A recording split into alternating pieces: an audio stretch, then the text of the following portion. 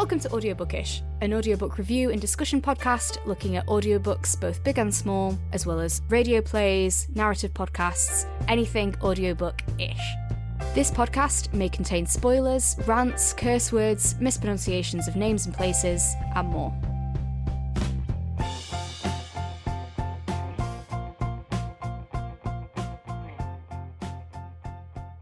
Hello everybody, you're listening to Audiobookish. My name is Fahed Rahman, and as always, I'm joined by Poppy Knight. Hello!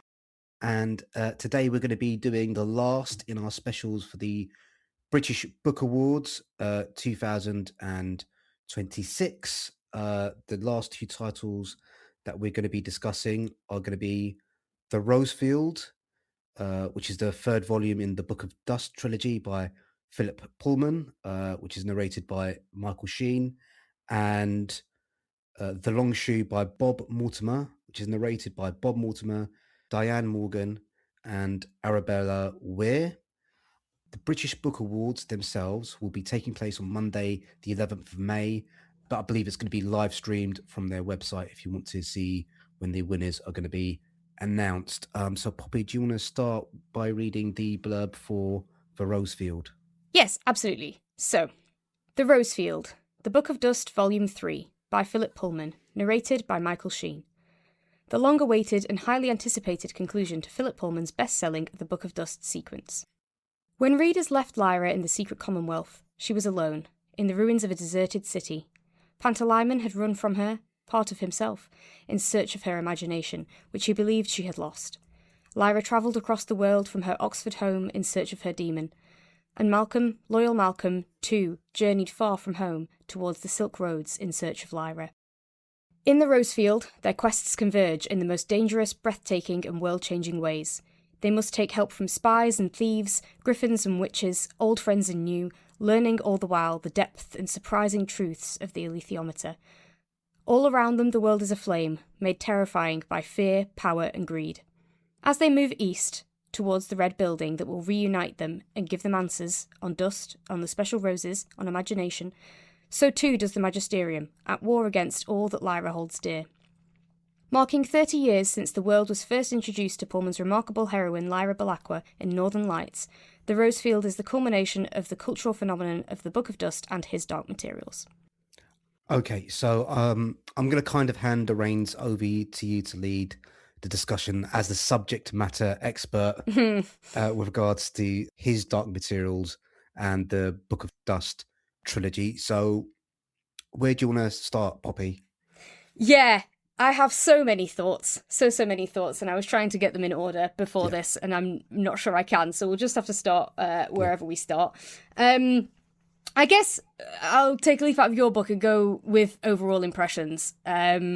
My overall impressions is that I'm disappointed, I'm afraid to say.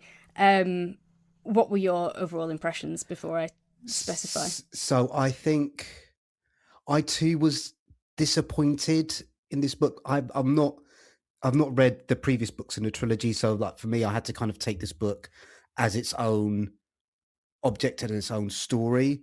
And as a result of that, there were parts of the narration where I was really confused as to who these characters were, but yeah, I was a bit disappointed in the book. I mean, it's very difficult to hit the same high watermarks as his dark materials. Yeah. But yes, if you want to kind of expand on why it left you disappointed, yeah. No, exactly. And because that's the thing. I think everybody is in agreement that the Book of Dust was never going to be or beat his dark materials, you know? But we're kind of hoping that it would do it justice and, you know, complement it and things, and like the little novellas and stuff have done. And I thought La Belle Sauvage did quite a good job of that, so that's the first of the Book of Dust. But then the next two books really are one big long book. It's odd that this is a trilogy because the two of them really are just one book split in the middle. So I think that's going to make it, very difficult for you just listening to this one, because it really does require the one before, and really I think they're the same book, and they're both long books on their own. The fact that you have to take them together means they're extremely long. And so they were never going to be as good, but hopefully they were going to take it in another direction, complement it. So many aspects to talk about, but I guess the most related to that first is that it undermines his Dark Materials with a lot of what it does and says in this one. And on one hand, you argue that what he does to undermine the stuff that happens in his Dark Materials and the emotional impact of his Dark Materials is in itself a meta commentary, a whole messy thing on how Lyra is reframing what she thought she knew from her childhood, and actually it's completely different. And so there's the potential where that could be really interesting. It's actually something that I've been thinking about unrelated to this quite a bit recently, of kind of, how when you're a child, adults know everything and things they say are fact, and the part of growing up, as is Pullman's theme throughout all of this, is realising that concrete truths aren't actually concrete, that people don't actually know everything, that kind of stuff. And so I think there was potential there for, even if you are undermining stuff about the original trilogy, that you could make it good and interesting. That wasn't continued enough. That wasn't done well enough to make that satisfying. And instead what you have is it undermines the things that you need to believe in, accept about the original trilogy for it to have the emotional impact that the tragic ending does. But then not only does it not make up for that, so for example, a lot of people, say, oh, if you undo the tragedy of the last bit, if you give them a happy ending, then you undermine the story. Well, it's undermined the story anyway, and we've not got the happy ending. More than that, if you're not going to give the happy ending, at least acknowledge it. So I am going on a few different things here, but the other big one is Will. His absence from this, I think, is a tragedy, because really he's a joint protagonist of the original trilogy. After he appears in book 2, I think that's a real feat to actually have someone be a successful joint protagonist, and that his Dark Materials does really well, but he's just completely written out of this one and ignored in all the talk about it, and by Lyra as well, which is the thing that I think is the biggest disservice to that. Mentioned a few times, but then not acknowledged and justified in the end. Yeah, so I've been talking a long time on that. What thoughts do you have on those points so far? Okay, so as a fan of comic books and kind of media that is like ongoing, it doesn't have a definitive end. There's a phrase that's used quite often when writers want to change a part of what's referred to as a canon of the character, and that's called a retcon. So it's a reconstructing the past to make the narrative fit the events of the story that you want to tell. And I feel that's something that Philip Pullman has done in this.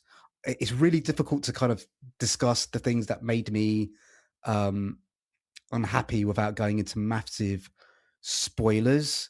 So I don't know how you feel about that. I think we kind of might just have to. I think if you are still yet to read it or listen to it, then maybe proceed with caution. But also in a way, I think having some forewarning about some of it isn't all that bad, because I spent a lot of time listening to it being like, I don't know, worrying about what it was going to be. So yeah, if you're still yet to listen or read, then maybe skip forward to the next book. But yeah, I think we're going to have to talk a bit about specifics. Sure. So one of the respective retcons kind of upset us different. I think for me, one of the major parts of the conclusion of his Dark Material was the fact that the portals to the other world need to be sealed. Otherwise it will bring calamity to all the parallel universes that exist. Yeah. And there's something that happens in this that kind of undoes that ending. And part of I mean, it's interesting you said it was a tragic ending in his Dark Material. I didn't quite see it that way. I think it was a sad ending, but it was a hopeful ending in his Dark Materials. So part of the ending of his Dark Materials is that Will and Lyra have to be separate forever. They'll never meet again because they live in they were born in two different universes, and what happens in the course of this story kind of undoes that quite a lot. And I just thought that's a really fundamental part of the mythos that you're playing around with there, and I don't think he does that successfully, and that did upset me a bit. Yeah. So is that something that upset you? Exactly. Well? Yeah, it's exactly that. It's like, as I say, I think the concept of rewriting it, making you reframe it, I'm up for that in theory. The execution was poor, to mean that wasn't successful, and that if you're gonna do that, there needs to be acknowledgement of the fact that changes things in relation to Will. Which then isn't, we spend a lot of, I don't know exactly where it lies between Secret Commonwealth and Rosefield as to when I'm pretty sure there is some in the Rosefield where she does think, the option of other windows, the option of Will, that is mentioned. Yes. Yeah. But then it's completely forgotten about in the end. And that feels like a disservice to their connection and to Lyra. Not just the Lyra of His Dark Materials, but as I say, the Lyra of earlier in that book or in the previous book, to just leave that hanging. So, yeah, exactly what you say. If you're going to do it properly, and it wasn't done properly. Now you're just in a situation where it's more like that the things you love as a child are now ruined, because actually you're supposed to not take from it the emotional impact that you took from it originally. Yeah. But he's then got conflicting messages of you're supposed to get back your imagination from childhood, but you're also supposed to not believe in anything you believed in when you were young. It just doesn't work. I think that's what you've just said. I think kind of, for me, strikes at one of the fundamental flaws of this particular book. I can't comment on the rest of the books in this series, but for this particular book, His Dark Materials had such clarity in the purpose of the message that it wanted to share within its storytelling. And I felt Philip Pullman, he's got a really vivid imagination, and he touches on a lot of ideas, but not with the same degree of clarity as he had in His Dark Material. Yeah. And it's one of those ones that's difficult when one of the things that he's commenting on is a lack of clarity, a lack of concreteness, all that stuff then gets messy. But yeah, even regardless of that, it doesn't seem like it's been done intentionally a lot of the ways, or more just all the way through. Ideas are there and they're planted, but they're not all the way through. And there's a great metaphor for this, that, or the other, but it's not there all the way through, or it's not developed enough. And I think I've got kind of a similar criticism that I raised for One of Us, when we were discussing that, that I think it's trying to do too much. It has too many noble goals and messages that then they're all too weak. He's talking about imagination, he's talking about capitalism, money, greed, growing up, certainty, seeing, like, there's so many things, and all of them, this is again why I summed it up with disappointment. All of them, he's got a great idea, and he writes bits of it really well, but it doesn't all come together. Because you're trying to do too much, or you've not developed it all, or both. Yeah, I think it's just, you mentioned there, he writes it really well. Pullman's prose, exactly. Sentence, his words, the way he structures a sentence and paragraphs, the flow of things is superb. He's some of the best stuff that I think he's written in terms of just individual paragraphs, but as a whole, it was a bit. I feel like it was one of those things where I think a strong editor needed to kind of like grab hold of him and just say, like, that focus a bit, or you need to cut some things.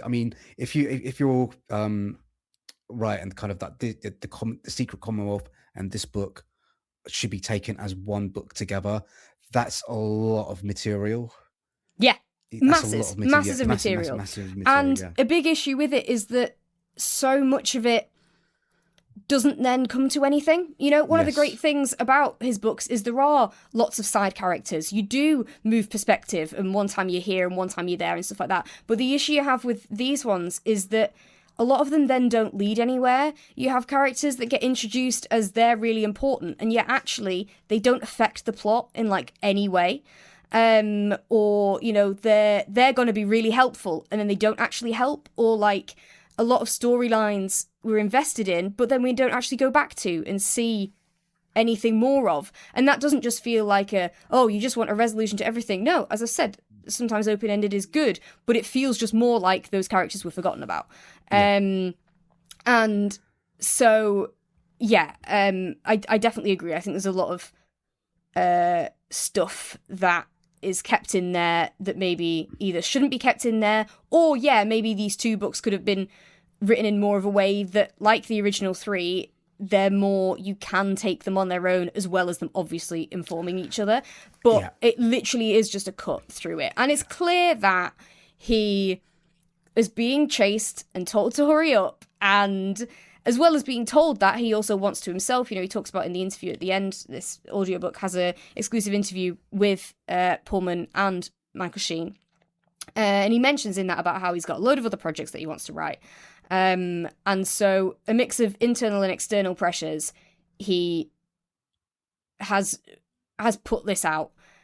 And I don't think it was ready to, you know. I think The Secret Commonwealth was put out because he got to 700 pages and stopped and was going to write the next 700 of that same book afterwards. Really, I think they should have been written all together and edited.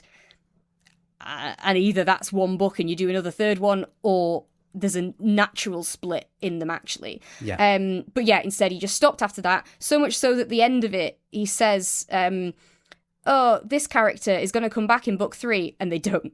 They literally don't. So since the publication of that first one, you know, something has been cut from the third one. And that's the thing. There clearly was editing. Again, he says in his interview that David Fickling got him to change the ending. So obviously that leaves everyone going, well, what was it going to be? So obviously there was editing, but I think surely things could have been cut out and it could have been made more comprehensive, and also edited in the sense of like continuity errors, like partly continuity errors across the series, though I understand that, you know, diehard fans are always going to be better at picking that up nerds. Than the authors. Exactly. But also just like within the book itself, I felt there were quite a few. But as we say, you know, the prose itself was great. This is again why it feels such a disappointment, because I think when he started the Book of Dust, this big thing of the Book of Dust, he was expecting to finish it and it be great. And I think the Belle Sauvage set up well for that. I love a prequel, and I think it did that quite well. And it also took different aspects that are then picked up in this. The kind of international intelligence aspect, various things that are started in that. And picked up in this.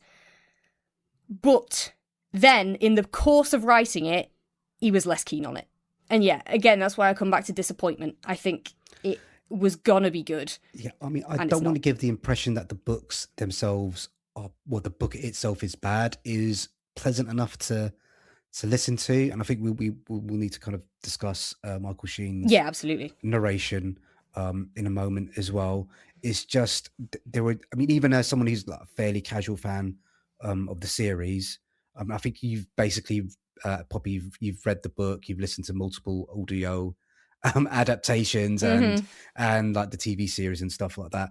For me, I've watched the TV series and I've listened to the audiobook for this as well. So I wouldn't say I'm like a massive fan, and I also didn't grow up listening to the books like you did as well. Yeah, because did you first listen to his Dark Materials when we reviewed it? Yeah, that's right. Fair. Yeah, so I don't have that same sort of emotional attachment to this series. However, I will say there were things that I did find. Yeah, they're his characters. He can do what he wants with them. There were some things I found like slightly confounding about some of the decisions that Lyra made, and also some of the. There was one bit towards the end where again, you know, slight spoilers, they end up in a different world, and I the state of the world, it was really unclear to me what caused that world to be in the state that was in, whether it was something that was naturally occurring in that world, or whether the baddies in Lyra's world had caused that to happen.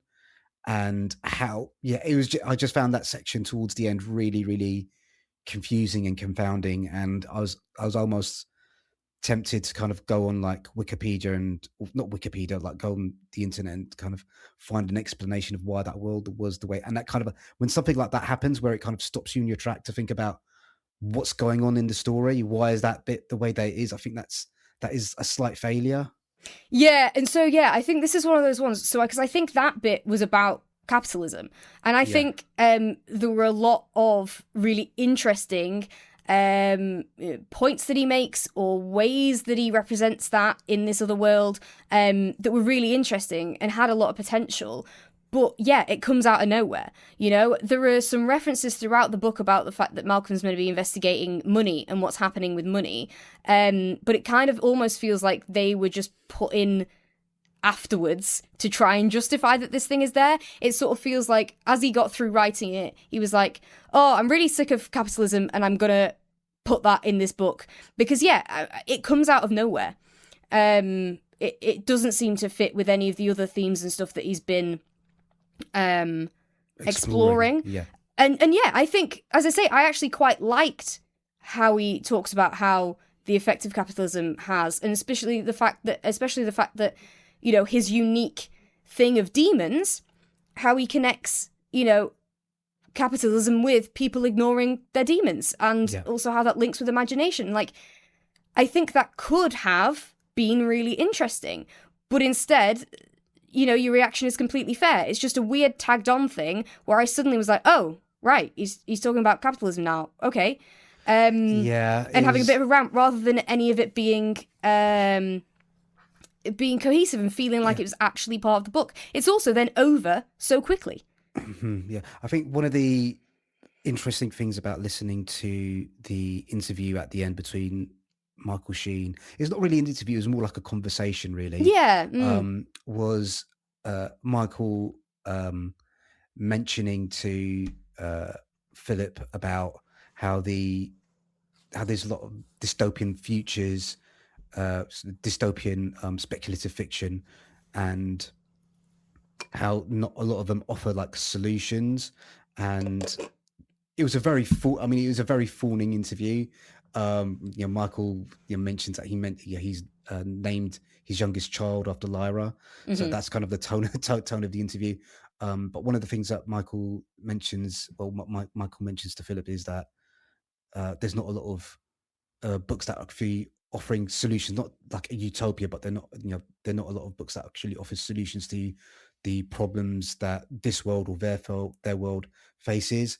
And I didn't really get that, because I didn't really see Phillip offering any solutions. You said like, maybe this is an idea of how we can tackle it, or maybe that's an idea of how we can tackle it. And there's also the way that he wants the problems as he sees it. And I agree with his diagnosis, but the way he seems to be offering contradictory solutions as well. So again, just I think there's a bit of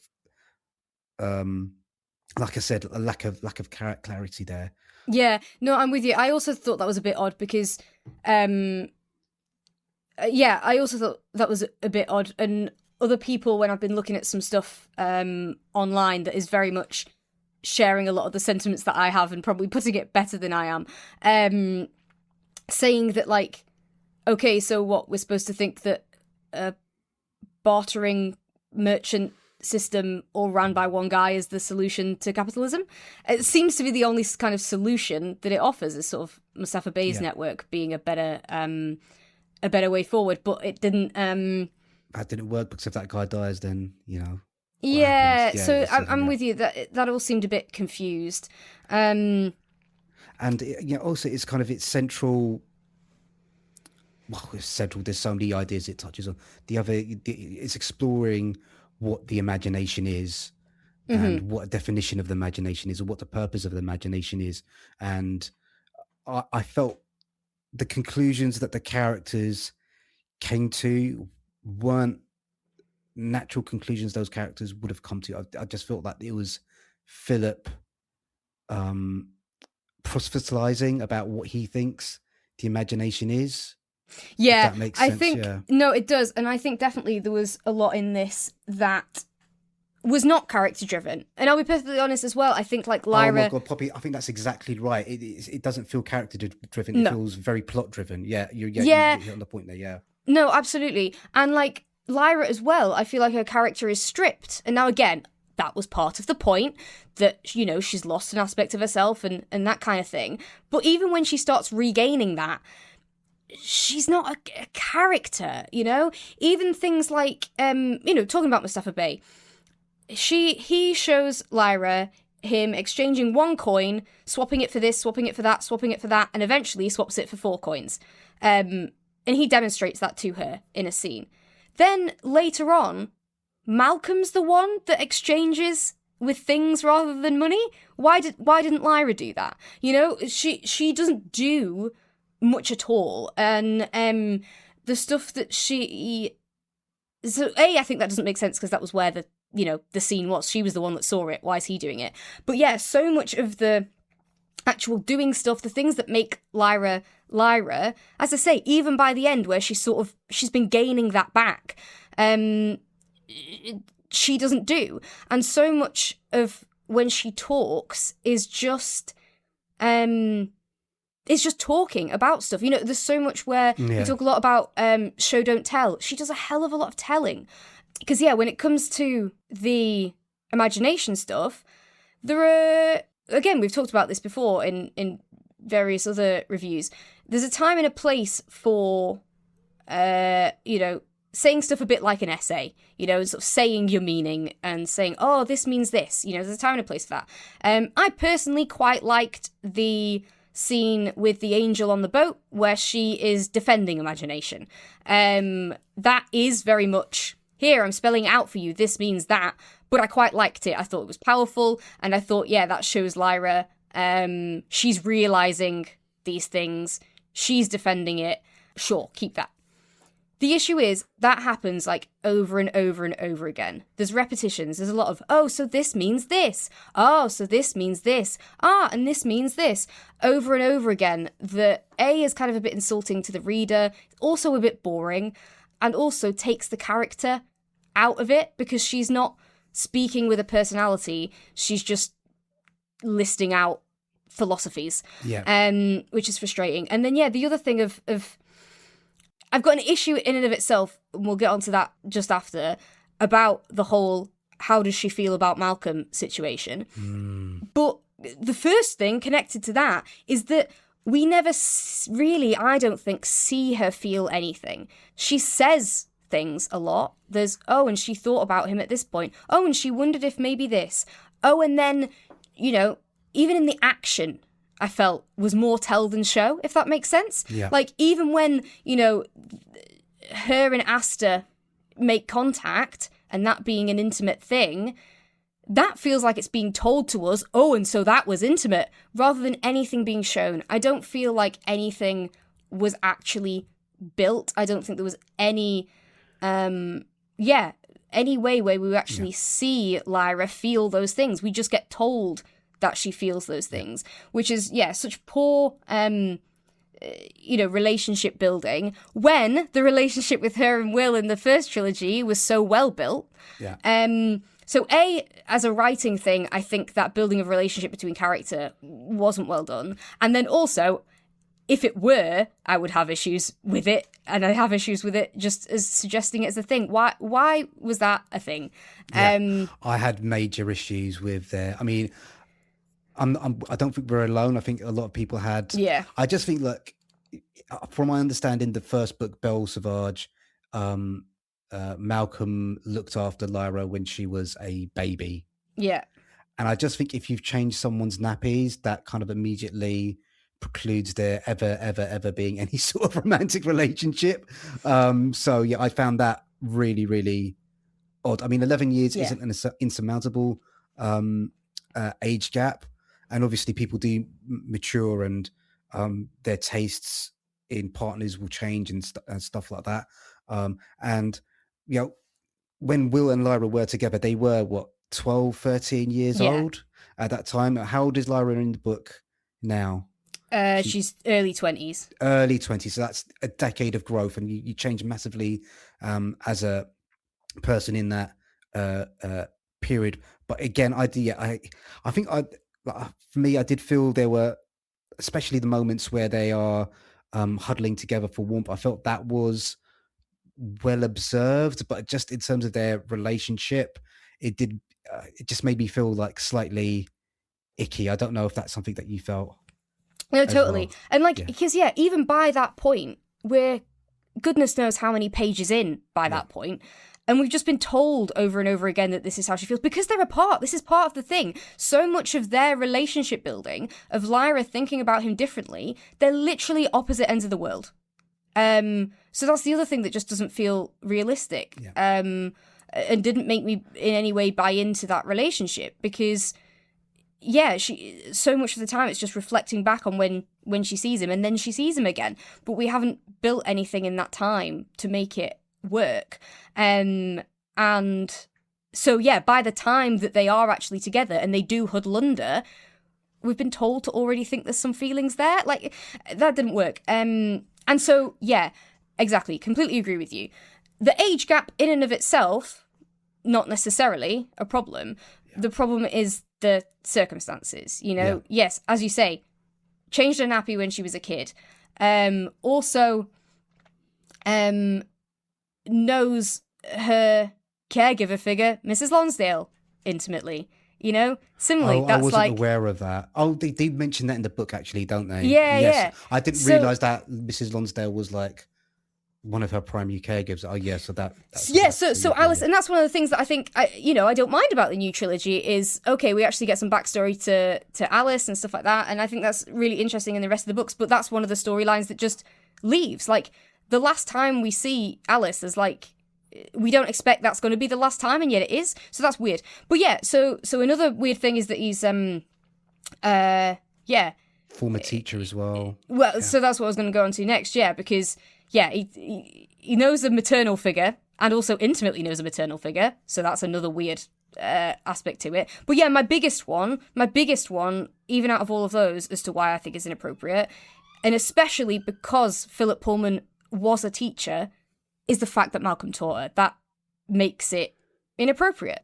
And I was deeply uncomfortable by the idea that it's okay because Malcolm is younger than her spiritually. She's more grown up than him spiritually, like the witches said. No, because that is a defence used by 25-year-old men to date 16-year-old girls. This idea that girls mature quicker and therefore in that situation they're at like their same stage of life. No, that's grooming. And therefore I really hate that this is being used here as a reason to justify that relationship, because that is being used in the real world to try and groom young girls, to manipulate them, to tell them that, they're grown up, they're special. So it's fine for them to have adult relationships with older men. And by using it as a justification in this book, you are saying that that's an okay justification. Or certainly if a young girl hears this in this book and then hears it from an older man, they're not necessarily going to question it, because this makes it seem like that's all right, that's fair. So I really didn't like that. I thought that was inappropriate.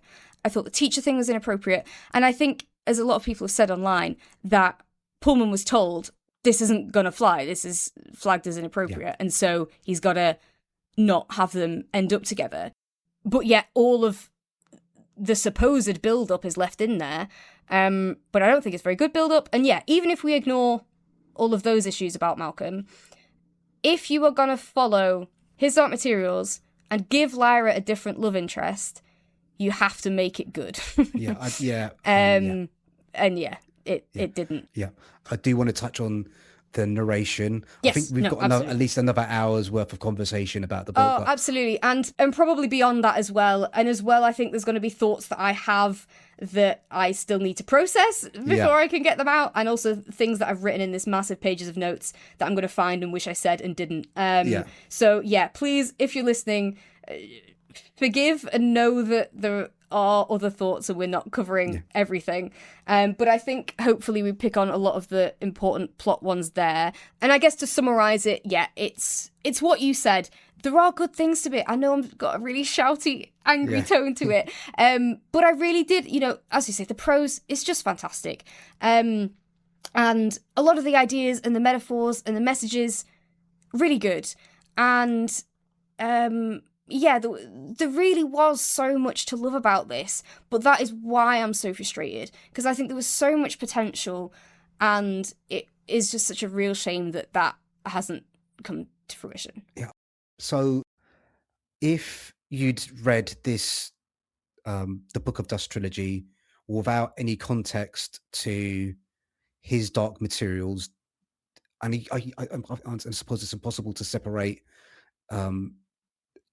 this book from, I mean, emotionally speaking, for a lot of readers.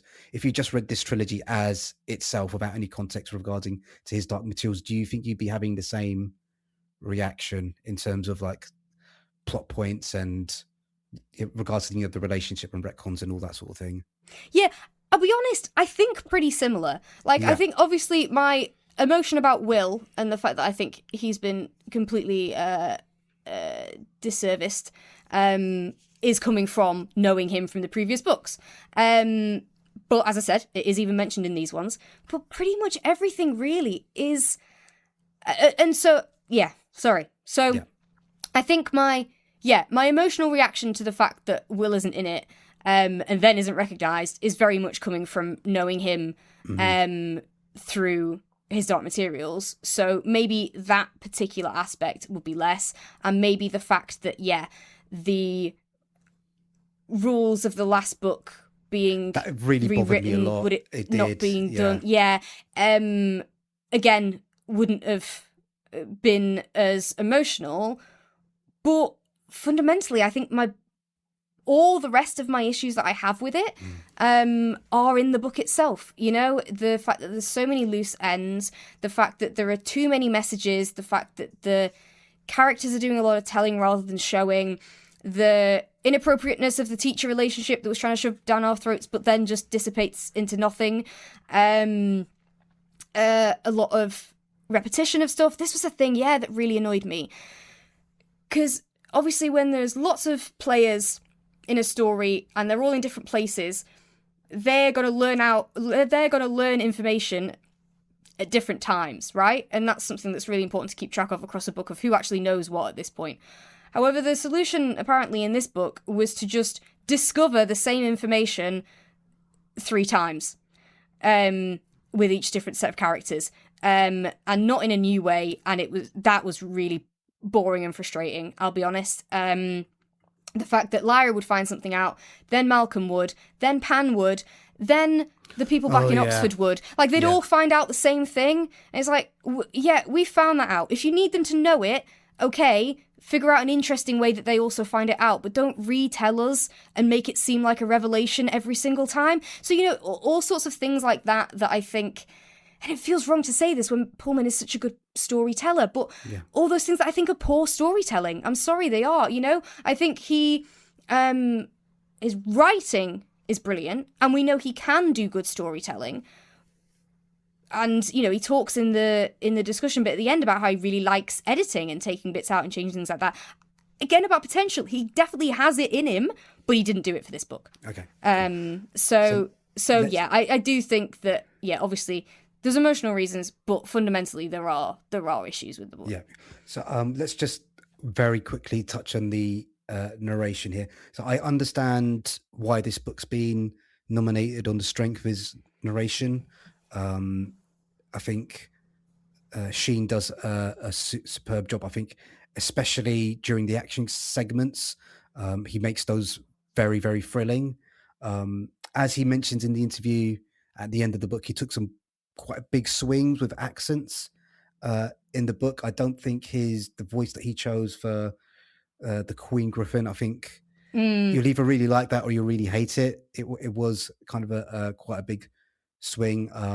And also I do think there are a lot of characters in this book, and giving all of them their own distinct voice would have been a major challenge for any narrator. And I do feel he struggled with that as well. And kind of the only other thing that I would kind of slightly pick him up on as well is voice that he gave to Lyra and the characters from Oxford were a little bit too West Country sounding. Okay, I'm glad me. So that yeah, wasn't me going insane. Yeah, I also thought that. And yeah, obviously do correct us if we're wrong. But yeah, that was also kind of what I thought as well. But yeah, I think he probably did about as good as one person could do. You know, there were a lot of distinct character voices, but there are so many characters, and there are definitely some that are similar. And I struggled with some kind of like one-on-one conversations even to tell people apart. Kind of like when Lyra was talking to Asta, it sounded quite similar. Malcolm talking to Asta sounded quite similar. Like a lot of those one-on-one conversations by the end when people are finally reunited again were kind of difficult to follow because those voices did sound quite similar. And then similarly, a lot of the kind of side characters' voices sounded quite similar. And so even though they're not interacting with each other and you do have the words, you know, telling you who it is that's speaking, it's then, you know, you're not necessarily imagining them as separate people as much. They're not fully fledged as separate people. Whereas I have to mention it, the way I consume these stories when I was a kid was the full cast dramatizations.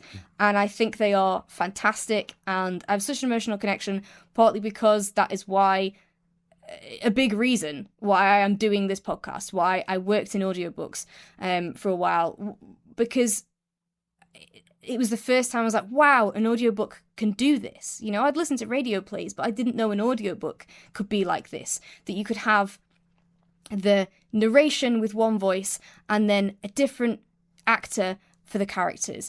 And I know at a certain point, like, the decision's made, Poppy let it go. Obviously, my stance was always going to be, and I obviously went into this quite prejudiced, it was always going to be that I think they should have done that again. Because I think that was so brilliant, but I understand that wasn't the decision that was made. There were probably many factors for that. They obviously re-released the old ones and then released new recordings of them with one voice. So, you know, maybe they found more success with a celebrity voice over full cast. That's up to them in that publishing decision. I personally, be it sentimental or objective, I don't know, really wish they'd done full cast. A lot of it will be sentimental. Some of it I do think objective. I think when you have so many characters, as you say, making sure you can have distinct voices for them is important. And when it's such a action-filled story as well, I think it really lends itself to being more immersive, to being more cinematic, and therefore having, really distinct different voices, I think is a lot better. As well as, the issues of, in some cases, you genuinely just couldn't really tell who it was. And then, so the accent, again, I'm not sure about the authenticity of the accent in terms of location, but also, it, again, connected to the last one, it was nothing like what Lyra sounded like in the old ones. Yeah. They can't necessarily do that if they're not trying to be consistent with the books. But obviously, personally, I dislike it. But also, I think it does seem a bit odd when, you know, she was brought up in the college, you know, and there's such a distinction between the college and the townies and stuff that it seems a bit odd that she would have more of a local accent, where I think really she'd have more of a received accent from all the scholars and stuff. I don't know. I guess if you're going to take it different direction, you can, but even so, I don't think that would have been the right direction. And as well, you know, distinct from the Egyptians. Like, that accent sounded quite similar to the Egyptians, and there's a really nice bit in the original ones where, as she spends more and more time with them, she starts talking like them. And so that having that distinction be there more strongly, I think, is an important thing. So I think it's a shame about that accent choice for Lyra. Similarly, consistency on pronunciations across, the previous recordings, but also like the TV show. Serafina Pekkala in particular. I did see this on Reddit. Yeah. Did you as well? Yeah. Like, that's so wrong. And I was really ranting about that. And I even went and like I Googled, be like, okay, well, have they decided they're not going to be consistent with the old ones, but they're going to be consistent with the TV show? Nope. It was Peckler in the TV show as well. So, and I was going on a big rant about that being poor preparation. You know, this is an established series. There are established pronunciations. You should be checking that. Part of me agrees with that. Part of me, after listening to the interview bit, hearing how much, you know, the stories do mean to Michael, named his daughter, as he said, if he read them in print and that was the pronunciation he gave, and these books are standing alone as their own thing, and the decision is that it doesn't need to be consistent with other things, then him using his pronunciation, maybe there's an argument for that. And, you know, the emotion I have about it, we have a cat called Seraphina Peckler, Queen of the Lake and Aura clan. So I obviously find it very important that that is pronounced correctly as I see it. Maybe he thinks for him it's important for it to be pronounced correctly as he sees it. And you could argue, you know, whose emotion matters more. But also, like, it's written with a double K. Like, that's Peckler. That's obviously Peckler. So I'm ranting on for so much about that. But that's another thing. I mean, these things do matter because anything that takes you out of the story is important, right? Yeah, and it really took me out. And, you know, when it first happens, it's a character who wouldn't necessarily know that says it. I'm like, okay, maybe they say it different. But then Pan said it, and then everyone says it, and it's just, yeah. I think you should have gone with consistency, really, on that. But yes, I really do want to make some positives. So, going on, in my ideal, it would be full cast. I also understand that Pullman has said himself he's not willing to do the narrating as he did with the original ones. And that's fair enough. I think, therefore, what my ideal would have been, I think that's fair enough, and it probably would have impacted the quality of the recording and the audiobook in itself. But therefore, what my ideal would have been would be to do it full cast with Michael doing Pullman's part, Michael doing the narration. And I think that would have been fantastic. You could maybe give him a few extra characters in there as well, because as we've discussed, he can do some really distinct voices, and there's no need to do that, but bring in other actors for a load of other characters would have been my ideal. But give him the narration, sure. I think he did really well with that. Like you say, the action point's really good. I worried sometimes when it was the action, he got a bit too shouty. I kind of like had to turn it down a bit, and I also found that the diction wasn't very clear when it was just too shouty. So if I was being picky, maybe that. But yeah, the emotion and the pace changes of action to calmer and stuff like that, brilliant.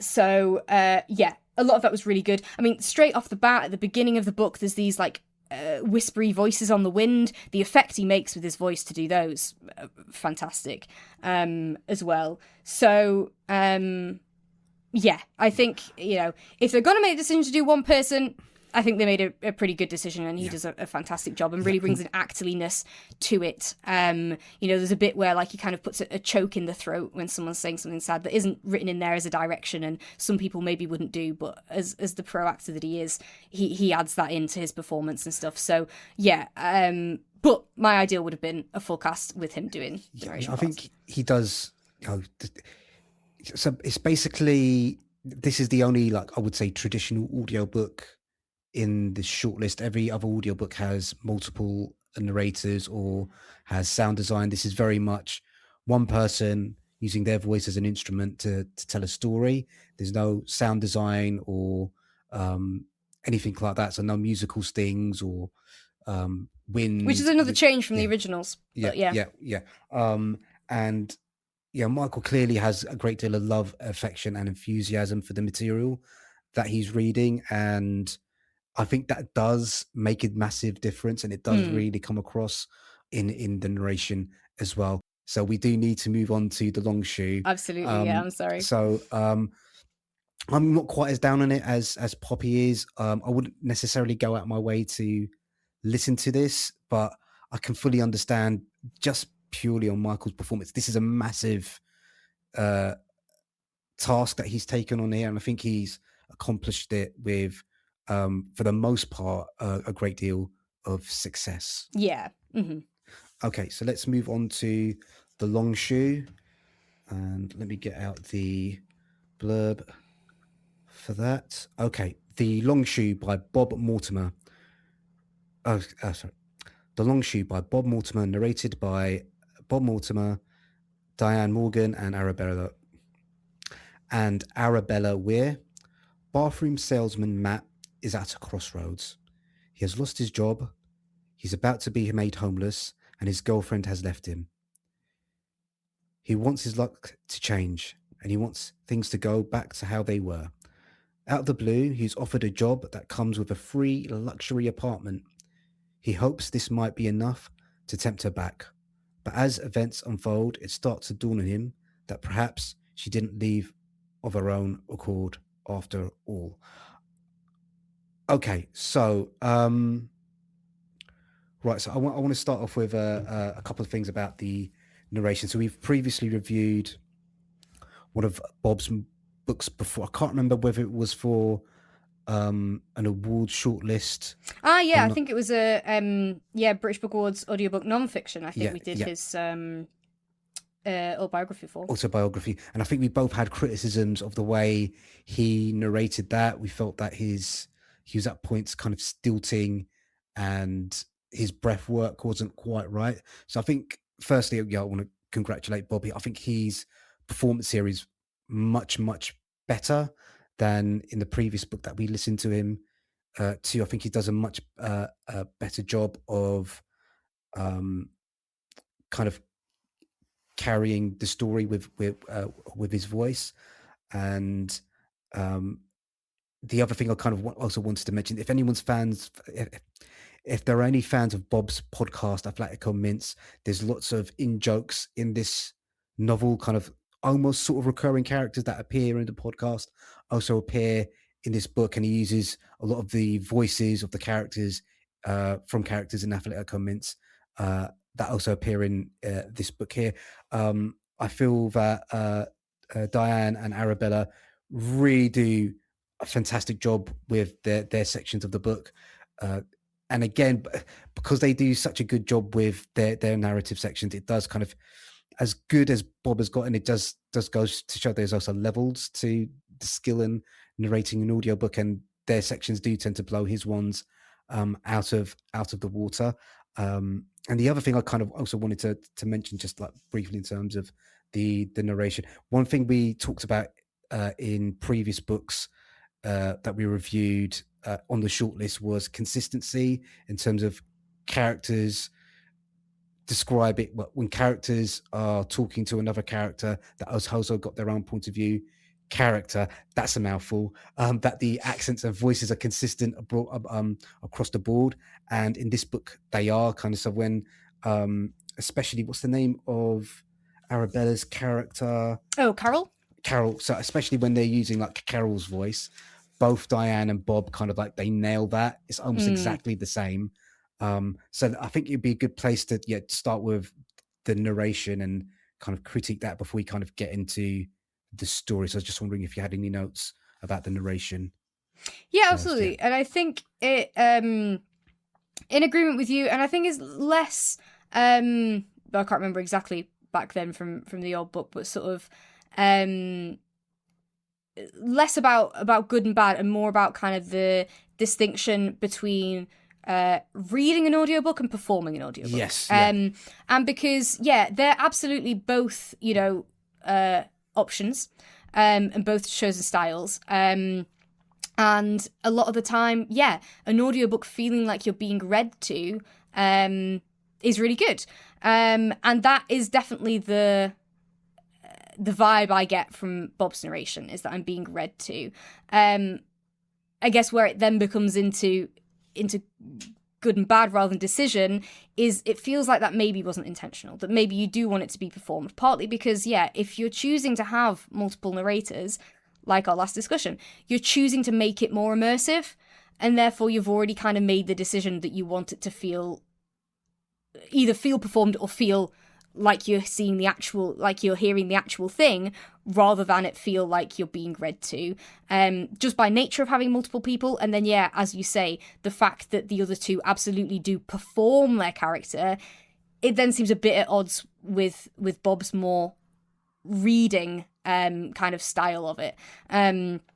So yeah, I think we're kind of in agreement on that, but equally in agreement that he does do, you know, some great voices, especially his voice for Monson. I really enjoyed that, and stuff. And it's not to say, certainly, I don't want anyone to think with me saying about performance that it's not got like emotion in it and stuff like that. It does, but it's just that case of like, does it feel like these were written words on the page that are now being read, or does it feel like these are words being kind of spoken authentically, kind of thing? Where I think, yeah, that distinction was there for his narration. So, there's I'm just casting my mind back to Bob's autobiography, and he did speak in that about how uncomfortable he felt acting when he was doing a scripted TV show, and I think that does slightly come across here as well. And the other thing is, I don't want to sound this as mean. I don't really want scripted Mortimer. I want anarchic, wild, spur of the moment Bob, where he's got it just feels like he's constrained here because it is a script, and I feel that and maybe that's unfair. Maybe we just need to judge him on how he's performing the text that's in front of him. But just that for me, I want like unscripted Bob there. He's got this freedom, then there's this anarchic energy, and you're not entirely sure what ridiculous thing is going to be coming out of his mouth at any moment.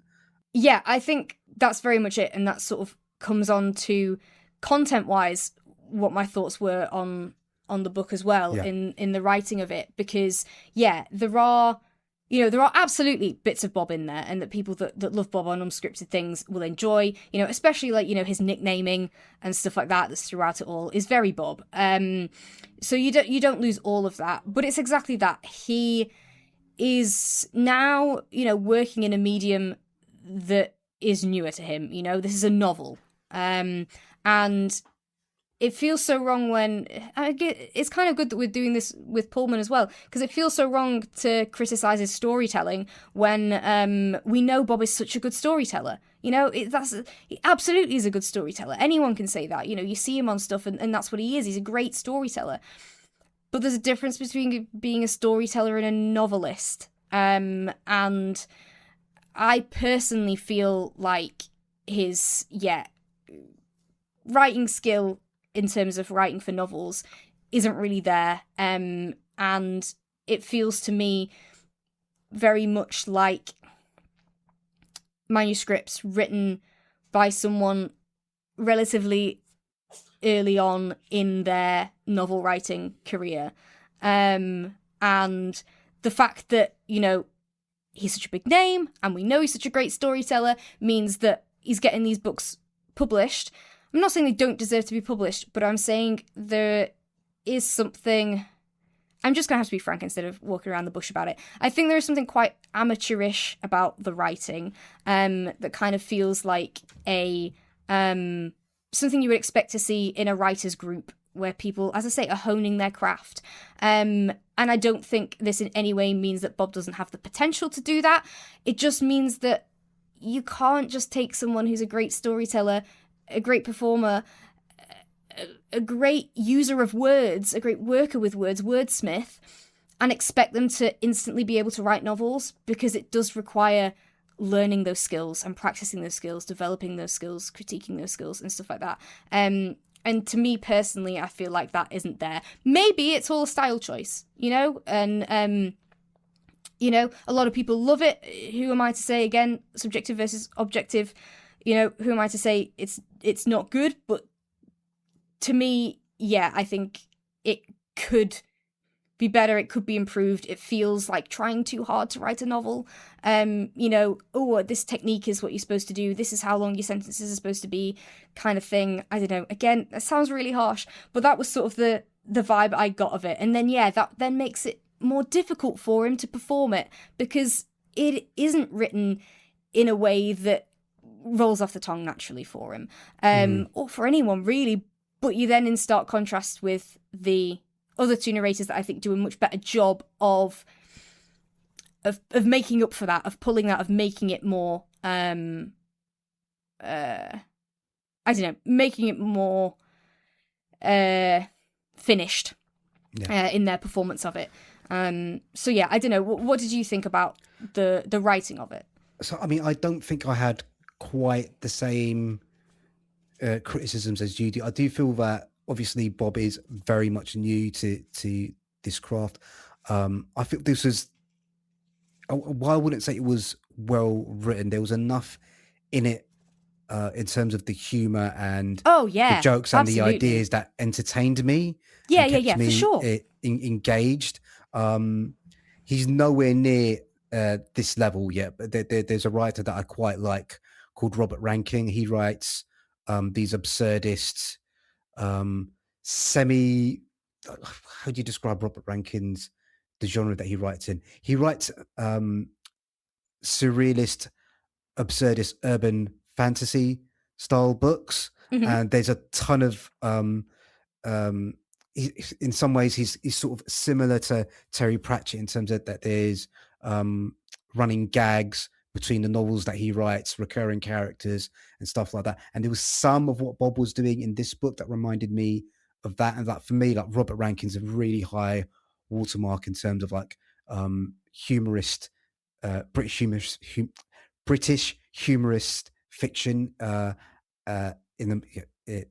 British humorous fiction. And there was some of the stuff that Bob was writing in this in terms of the gags and the setups and some of the dialogue between the characters that reminded me of that. So there's definitely a lot of good material there. Maybe the writing was a little bit unpolished, but I think I forgave that because it did make me laugh. So yeah. Yeah, that's totally fair. And like, I definitely found it a pleasant listen. You know, I certainly not in any way suggesting, you know, it was so egregious that I didn't think it was worth my time. You know, I'm glad that I did listen to it. But yeah, I think there's more potential there. You know, I think he absolutely can hone this craft. I worry if maybe some of it is that lack of confidence, is a feeling that, you know, it's not the thing that he's good at, that he's known for. But keep, you know, there's absolutely potential there for him to keep refining that writing, developing his own style for novels, not just his style in telling in general. Absolutely. And that, maybe there's an element of kind of confidence of feeling like that was not for him, but hopefully now, and the fact that people love his books should be more confidence, but more confidence to develop it further, not necessarily more confidence to just keep going. One of the things I would criticize about the book was what do you call it? Consistency in terms of timeline. So there's certain events that happen in the book where there's certain things that are happening to I was going to say Bob, but that's not his name. What's the name of the character? Matt. That happened to Matt, and then that happening to Harriet. And in my head, they were happening at the same time, but they couldn't have been happening at the same time because of the way the book concludes. And I felt that might have been picked up in an edit. I don't know if you had kind of had the same sort of like temporal confusion that I did. So I think I think that was intentional. That I think you're supposed to think things are happening at the same time, and then actually it gets reframed that they're not. Kind of a bit like the twist in Beautiful Lovely. But I think what it then does when you then reframe it, then kind of makes all the events leading up to a certain point kind of mute, because nothing was actually really happening at that point. And you know, I mean, I guess it says it in the blurb, so we can kind of say she had just left at that for like most of the book. So I think it's a good idea, but unfortunately in implementing it, you kind of undermine the rest of the book in a way. And maybe that doesn't matter, but I think I think that wasn't necessarily a mistake, but it could have been done better, maybe. I do want to say it sounds like we might be being a bit harsh. The book is very funny, and if you do get an opportunity to listen to it, definitely take that opportunity. You'll get a laugh out of it, especially if you're a fan of Bob and his humor and his podcasts or his appearances in Would I Lie to You? I mean, like Goodmonson it's a running joke from like Would I Lie to You? Like that's the character and the name that he's used, I think, across multiple stories that he's told on that show. I think it's actually the name of one of his actual real life cats. Yeah, I think so as well. Yeah. So and I do have questions about the characters in the book. Our protagonist may be one of the most passive fictional characters I think I've come across in a very, very long time. And it's like, look, you know, when you're reading a book and you said, well, I wouldn't do that if I was that character. But if my significant, to be fair, I've never been in a long-term significant relationship. But if I was, and my long-term significant partner had disappeared, I might be calling around to their parents, their siblings, not just make like one phone call into work to ask where she is. That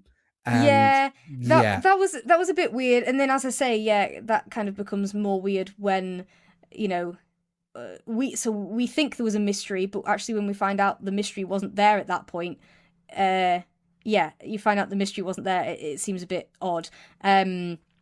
And yeah, the reactions to it seem a bit odd. And also in his character and his character in the relationship, like he makes. I mean, I would have left him, man. Like he's just anyway. Fine, yeah. So say what you're gonna say, yeah. No, well, I was gonna say in the something that I don't know whether I found interesting or didn't like or whatever, I don't know. And I felt like it is quite an old-fashioned attitude, right? Because there was a lot of like, yes, dear, it felt like, and a lot of him feeling like he has to hide stuff from her in order to not upset her. And very conflict avoidant. Yeah. But also, like, I think he genuinely thinks that's better. Like, he thinks it's better to tell her what she wants to hear than tell her the truth. And for anybody listening, no, tell her the truth. Like, you know, rather than tell her the truth, and that's just not the way to do it. And he made life harder for himself by trying to not upset her. He actually upset her more. Yeah, I think that is kind of quite reflected the way that a lot of men do behave, unfortunately. So that was perhaps quite realistic. In terms of the other characters in the book, there is a bit of a whodunit mystery feel to the story that I think there's one thing I can kind of say is Bob does do a really good job of creating this atmosphere of like confusion and uncertainty. And there were certain characters that I was certain that were going to be like, you know, bad guys, and they don't quite turn out to be bad guys. So there are twists and turns, and the story does keep you guessing as well. I was just wondering if you felt the same way about that in terms of like the twists and the turns and the way he kind of creates that atmosphere of uncertainty. Kind of, yeah. I think there were some good aspects to it, and some where it could have been improved even more. Is sort of where I think I sit on that. Yeah. I think there was definitely some setting up expectations and then subverting them, which was good. Some surprises. I enjoyed a lot of that, and a lot of the characters I thought were pretty well developed and rounded, and they kind of felt like real people. Carol, especially, I wasn't ready for her perspective. I should have clocked the number of narrators and been ready for her perspective, but I really wasn't when that came out of nowhere. But I mean, what a character! I mean, you absolutely don't agree with her, but you kind of got to respect it, in a sense. And that's the thing. She's a strong character. As a character in fiction, fantastic. As a person in real life, keep me away. As a character in fiction, great. So yeah, absolutely. That's the thing. Even though I've got my criticisms, I definitely think there was a lot of good stuff. Yeah, I mean, I think the characters he does create in this book are, for the most part, quirky and funny and engaging and infuriating. If he does write another book, I would love him to do like a sequel based on Carol's further adventures. I think that would make like fantastic reading as well. And the conversations between him and Carol, I think, are probably one of the stronger points in the book, because they do discuss like a lot of like heavy material about relationships, and but they also have really funny conversations as well. And I think as well about his character, he's the most clueless person alive. Is one of the things I think that I don't know, you can interpret in different ways, but yeah, super clueless, and especially in terms of her advances, and again about the relationship stuff that I've said, but then similarly going on to that, like him being clueless makes him quite an unreliable narrator, and there's interesting stuff about that, and that's an interesting thing when you then change perspective, because you get the other side of the story, and hear things there. But then similarly, I mean, you were saying, you would have left him, but also Harriet, like, for pretty much all the books, she's just mean. Like, I don't want to make it seem like the criticism is too one-sided and that, he was a problem in the relationship, because she's just, mean to him the whole time. I'm not sure I agree with that. No? Maybe I'm a little bit more sympathetic to Harriet. I think, again, she has the same problem that Matt does, in terms of, like, she is also, I wouldn't necessarily conflict avoidant, but she's not. One of the characters in the book asks Matt, did you ever ask Harriet if she was happy? And that was something that I really wish was explored more. Yes, and I feel that sometimes it's incumbent upon the person, the people you're in a relationship with, whether it's a friendship or employment relationship or something like that, for people to check in with you to ask if you're okay. But sometimes if you're unhappy and if something's not working, it's incumbent upon you to make that clear to the person. So I do feel there's kind of blame on both sides. And I do also feel that with Matt's sections, you do, you understand why he fell in love with Harriet, and it's also vice versa. You really do understand why Harriet fell in love with Matt, and why she has got all this affection for him. And I can't actually bring to mind one specifically mean things that you did to him. So I don't know if you've got any examples. I didn't necessarily write down specific examples, but I'm thinking of like sort of, I mean, every interaction, she's just really snippy and stuff like that. I mean, it's partly the fact that it's like just before she decides to leave. It's exactly what you say. She's clearly unhappy. And she takes it out on him, I think. And so, I think you're right. I think there's definitely, similarly, not completely writing her off either. But what I'm saying is that, I didn't want it to seem too one-sided or suggesting he was the problem in the relationship. And I think, as you say, as you say, it goes both ways. And that, she was quite mean and snippy to him, and his response was, yes, dear, and he tried to hide stuff from her to make her not unhappy. And this is where the cycle kind of keeps going round and round as to the problems in their relationship. So, and potentially this is just kind of very well observed. There's an argument that it's quite outdated because you have nagging missus and complacent husband or whatever kind of. I see what you mean. Kind of angle. But as I say, not completely writing her off, and she was absolutely bang on with her jealousy. But there was stuff where he'd try and do something nice and she'd snip at him and always seemed very unhappy. But as I say, I think it's because we see her in that point where she is unhappy with the relationship. But it doesn't raise it. And I'd also kind of put related to this that I would have liked to have heard from Harriet again afterwards. I felt we were missing a chapter from her perspective. Would like to have seen how she feels after. Maybe another epilogue chapter at the end of the book. Have you ever watched a TV show called Couples Therapy? No, I haven't. Okay, so it's one of my favorite TV shows, and it's basically it's a therapist who's in New York, and it's a documentary, and they bring in different couples at various stages of maybe breaking up, and it's about whether or not they can recover the relationship, and sometimes they can, sometimes they can't.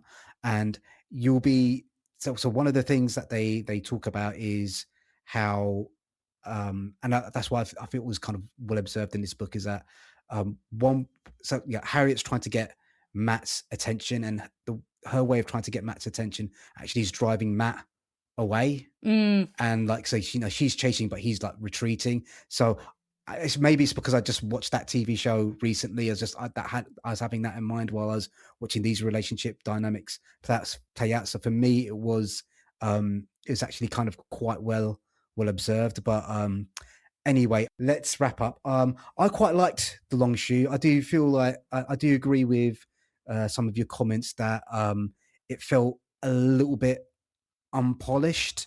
I feel again with like, yeah, obviously you said, as you said, Bob is a master wordsmith and he is still developing his craft. In terms of this being on the shortlist, I do feel Bob's performance is good, but Diane Morgan and Arabella Weir, it's almost worth being nominated for her performance. Sure. Alone in her chat. Oh, she was yeah, Bob, please write another book, and if you do the audio, get Arabella Weir to perform that character again. It was she's just she's like a deliciously wrong character, someone you love to hate. So yeah, I quite enjoyed it. Definitely recommended from me. How did you feel? Yeah, I think as I say, I've brought a lot of criticisms, but I think overall it was enjoyable, and there's definitely some really good things to it. I think, for me, the writing style having more polish, some of the kind of the story structure maybe having more polish. Yeah, the ending, it wrapped everything up, but it almost felt like it was rushed. Yeah, it was trying too hard to wrap things up, and there were maybe a few things, and maybe even some ethical questions that sort of brushed under the carpet. Yeah. Of we'll just wrap that up. Again, yeah. So yeah, but it's good fun. And if you want some of Bob's humor and if you want some of Bob's humor and an enjoyable thing to listen to, then there's a lot of good in there. Even if I'm not going to hail it as the best book ever, I'm not upset about having listened to it. Yeah, I think that you mentioned that it's good fun, and I think exactly. in a previous episode that the world is a pretty rough place at the moment, so we do need stories where this is just good fun. I can escape into this for a few hours, and then maybe that's another reason why I quite enjoyed the book. It did make me forget some of the stuff that was going on out in the outer world. So yeah, anything that manages to do that, I think's quite good. All right, let's have a quick review of the shortlist. The shortlist is Beautiful Ugly by Alice Feeney, Cursed Daughters by Onyeka Braithwaite, One of Us by Elizabeth Day, Pride and Prejudice by Jane Austen, The Long Shoe by Bob Mortimer, and The Rosefield by Phillip Pullman. So I've got a couple of, maybe 2-3 favourites on here. I quite like Pride and Prejudice. I thought it was an excellent adaptation. I've got quite a bit of affection for The Long Shoe. It did make me laugh quite a bit, and I did enjoy escaping into that world, even though that was a little bit unpolished, both in terms of parts of the narration and parts of the actual story itself. I think my favourite here is Cursed Daughters. I think this is probably the top contender for me. I feel both the story and all the performances made it a really engaging, kind of thought-provoking, and it's a book that's kind of stayed with me as well. So I think that's probably my favourite on the shortlist. I don't know how you feel about the books there. Yeah, so I love that it's such a diverse list. I think there's a lot of different stuff going on. As you say, I mean, there's a lot with multiple narration, but all these books kind of take things differently. I think there's a lot of diversity in terms of, the audio, types of stories, and in terms of stories, absolutely. And I think in terms of who it's going to appeal to, I think, I have been quite critical across this series on a lot of them, but I almost like that there were ones that I didn't like as much as others, because I'm not every reader. and I don't like everything. And I like the fact that this shortlist is representing other readers. You know, I think there are books on here that maybe aren't for me, but someone else is going to love them. We'll maybe still agree on some of the criticisms that I have, but an overall kind of like, is it for you, is it not, I think is to be expected. So yeah, especially when the Book Awards, you know, it has so many different categories for print, but only fiction and non-fiction for audiobook. I like that there's a real breadth in this one that hopefully appeals to a lot of people, that hopefully means that anyone will find at least something that they liked on it. And yeah, I agree with you. I think probably Pride and Prejudice is technically brilliant, and I really enjoyed listening to it. Yeah. Long Shoot, I enjoyed, not necessarily hail it as the best thing of all time, but enjoyed it. Cursed Daughters took me a while to warm up to, but then I really liked it, and as you say, a lot of it stuck with me, and yeah, I have loads of positives from that. Beautiful, Ugly, and One of Us, I didn't really get on with the story, but I can certainly commend the narration. I can really criticise the audio edits that were left in Beautiful Ugly, which is a shame for the audio category, but yeah. And then the Rosefield, we spoke about that. Just discussed it. Yeah. I have a lot of feelings. Okay, I think we might need to maybe do a second podcast episode on the Rosefield. So thank you very much, everyone, for listening. The winners will be announced on Monday, the 11th. The award ceremony is going to be streamed on the Bookseller website. So head over if you want to see the winners announced. Thank you to the organisers for partnering with us and giving us the opportunity to discuss the shortlist once again. Thank you so much. Yes, thank you. Thank you. That's it, guys. If you want to leave a rating or review, that's greatly helpful. Otherwise, you can get in touch with the pod by emailing us at audiobookishpod@gmail.com. Let's say bye, Poppy. Bye. Bye.